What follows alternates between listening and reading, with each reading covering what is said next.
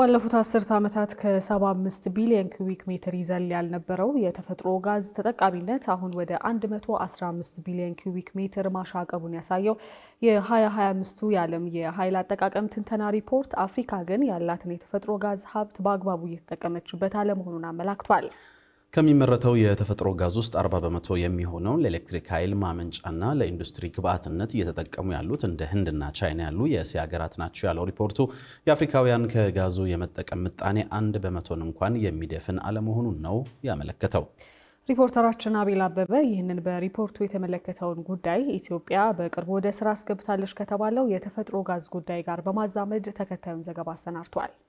ኢትዮጵያ የተፈጥሮ ጋዝ ባለቤት መሆኗ ከተረጋገጠ ወዲህ በነበሩት 5 አስርት ዓመታት ከአሜሪካ እስከ ራሽያ ከራሽያም እስከ ቻይና ካምፓኒዎች ሶማሌ ክልልን ረግጠው ይህንን የመሬት ውስጥ ሀብት ለፍሬ ለማብቃት ሲፈራረቁ ቆይተው ነው በ53ኛው ዓመት የተፈጥሮ ጋዝ ማምረት ቻለች የሚለው ዜና ከሰሞኑ የተደመጠው። በተለምዶ ነዳጅ ብለን የምንጠራውና ከአነስተኛ ተሽከርካሪዎች አንስቶ ከባድ ተሽከርካሪዎችና ማሽነሪዎች እንዲሁም አውሮፕላን ጭምር እንዲዘወሩ አቅም የሚሰጠው ፔትሮሊየምም ሆነ ኢትዮጵያ ከሰሞኑ ወደ ስራ አስገባቸው የተባለው የተፈጥሮ ጋዝ ሁለቱም መገኛቸው ከመሬት በታች ያሉና ለዘመናት የተከማቹ የእንስሳት እንዲሁም የእጽዋትና ሌሎች ቅሪቶች ብስባሾች ናቸው። ከምድር ተቆፍረው በሚወጡበት መንገድ የሚመሳሰሉት ሁለቱ የኃይል አማራጮች ታዲያ በመሰረታዊነት የሚለያዩት በሚሰጧቸው አንዳንድ አገልግሎቶች መሆኑን የሚነገረው። ላብነትም ኢትዮጵያ ወደ ስራ ላስገባው ነው ያለችው የተፈጥሮ ጋዝ እስካሁን በትራንስፖርት ዘርፉ ላይ ያለውን ጥቅም እናጢን ካልን ከፔትሮሊየም በተቃራኒው እስካሁን ጥቅም ላይ መዋል የቻለው በአብዛኛው እንደ አውቶቡስ ባሉ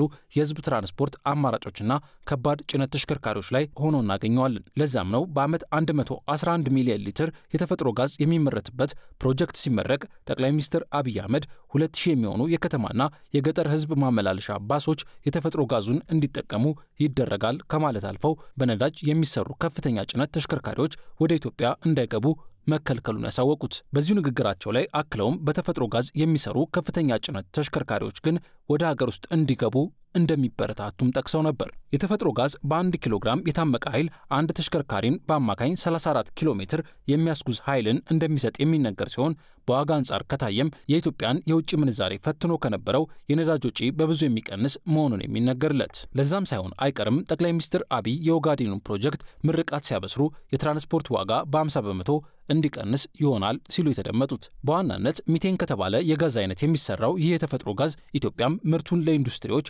ለትራንስፖርት እንዲሁም ለቤት ፍጆታና ለኃይል አቅርቦት የምትጠቀምበት ይሆናል ተብሎ ነው የሚጠበቀው። የተፈጥሮ ጋዝና ድፍድፍ ነዳጅ ወደ ጥቅም ከመጡበት ጊዜ አንስቶ ተፈላጊነታቸው እየጨመረ እንጂ እየቀነሰ ያልሄዱ የተፈጥሮ ስጦታዎች መሆናቸውን የሚጠቁመው የ2025ቱ የዓለም የኃይል አጠቃቀም ትንተና ዓለማችን ዛሬም ሆነ ላልተወሰኑ ዓመታት በእነዚህ የኃይል አማራጮች ላይ ጥገኛ ሆና መቀጠሏ እንደማይቀር ነው ያብራራው። በ2024 የፈረንጆቹ ዓመት በ2.2% ጨምሯል ከተባለው የዓለማችን የኃይል ፍላጎት ውስጥ የተፈጥሮ ጋዝ 28%ን እንደሸፈነ ያመለከተው የ2025 ግሎባል ኢነርጂ ሪቪው ሪፖርት የድፍድፍ ነዳጅ ፍላጎት 11%፣ የኒውክሌር የኃይል አማራጭ ፍላጎት ደግሞ 8% መሆኑን ያመለከተው። በዓለማችን ያለው የተፈጥሮ ጋዝ ተፈላጊነት በ2024 የፈረንጆቹ ዓመት በ2.7% አድጓል የሚለው ሪፖርቱ ባለፉት 10 ዓመታት ከ75 ቢሊዮን ኩቢክ ሜትር ይዘል ያልነበረው ፍላጎቱ አሁን ወደ 115 ቢሊዮን ኩቢክ ሜትር አሻቅቧል ነው ያለው። ይህ እድገት በተለይም አዳጊ ገበያ ያላቸው ሀገራት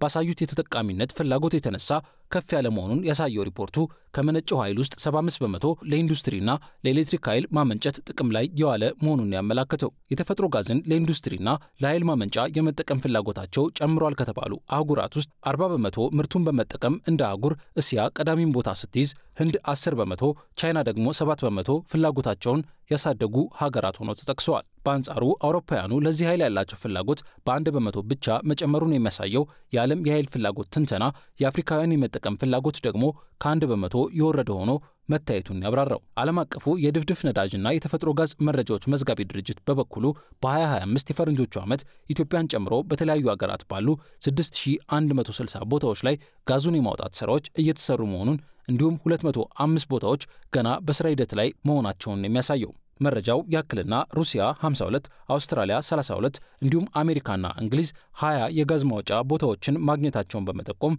በድምሩ 419 ጋዙ የተገኘባቸው የመዳረሻ ቦታዎች እንዳሉ በማብራራት አሁን ላይ የቅድመ ምርት ስራ እየተሰራባቸው ያሉ ቦታዎች 585 እንደሚጠጉ ጠቁሟል። በሪፖርቱ መሰረት ምንም እንኳን አፍሪካውያን ከተፈጥሮ ጋዙ ተጠቃሚነታቸው እዚህ ግባ የሚባል አይደለም ቢባልም በተቃራኒው ድፍድፉን ነዳጅና በሱ የሚሰሩ ምርቶችን ከገበያ ለመግፋት የሚያስችሉ የፖሊሲ ለውጦችን የተገበሩ ሀገራት ጭምር መስተዋላቸውንም ሳይጠቅስ አላለፈም። የተፈጥሮ ጋዝ ድፍድፍ ነዳጅን እንዲተካ ከሚሰሩት ሀገራት ቀዳሚዋ ናት የተባለችው ቻይናም በጋዙ የሚሰሩ የጭነት ተሽከርካሪዎችን እየሸጠችበት ያለችው መጠን በ2024 የፈረንጆቹ ዓመት ክብረ ወሰን ሆኖ የተመዘገበ ነው ብሏል ሪፖርቱ።